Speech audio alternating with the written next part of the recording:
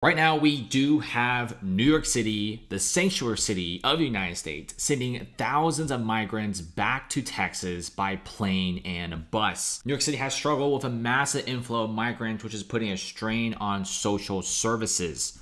New York City right now is buying tickets for thousands of migrants to tell them to go back to Texas. The city is now overwhelmed by more than 200,000 migrant arrivals in the past 24 months.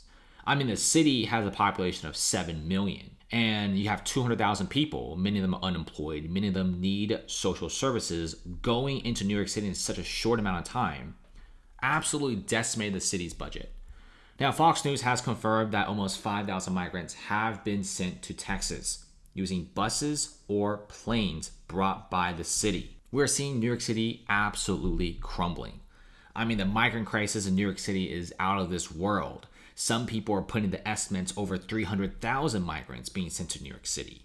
Now, it's costing New York City taxpayers $6 billion. On average, it's costing $2 to $3 billion per year. And recently, New York is requesting a few $1 billion more from the federal government. And right now, New York City's population has declined by 10%. Why? Many New Yorkers are sick and tired of seeing billions of their tax dollars, instead of being spent on social services and public transit, being spent on the migrant crisis. Many New Yorkers did not ask for this. And now New York City is wanting to raise more money by imposing higher taxation on the city, like new tolls. If you want to go to Manhattan from Jersey or Brooklyn or Queens, you got to pay $15. It's so expensive, guys. New York City is also going to have a massive increase of homelessness very soon. New York City has phased out 2 hotels used as migrant shelters, and many other locations are going to be shutting down soon. And we're seeing New York City just simply running out of money.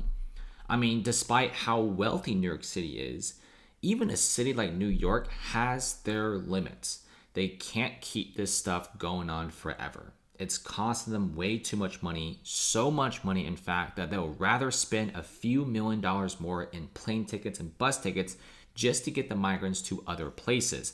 They want to spread the migrants out across the US just so they can have less of a budget strain. But many people are asking one question: what's the point of doing this when you can't even handle this many people? Why not just take in like a smaller population of migrants? Why take in like 250,000? Why not just take in like 10, 20,000 and slowly incorporate them into New York City? And that's what we're seeing here. Times Square is like GTA 5.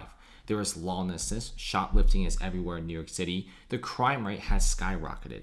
And I wouldn't dare go to the subways if I was you in New York City. And the migrant crisis, many people feel like, is also wrong because of greed. You have $6 billion spent, but there are no results. People who are in charge of the money situation didn't really look into where the money is being spent.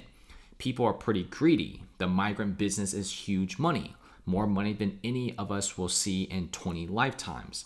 And that is true. $6 billion is spent on the migrant crisis.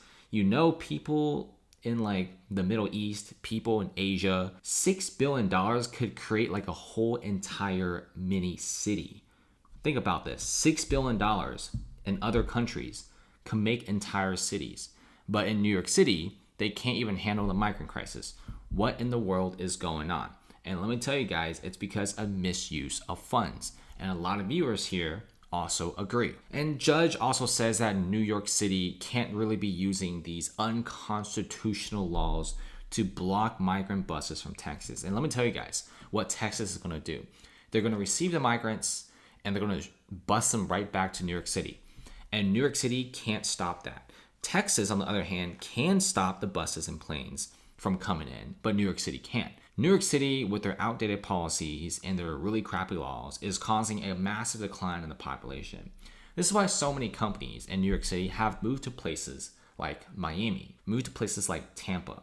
They're sick and tired of this. And in the next video, we're going to be talking about the Denver migrant crisis, because they are spending even more money on the migrant crisis than ever before. Denver is going broke. One of the best post-pandemic cities becoming one of the worst.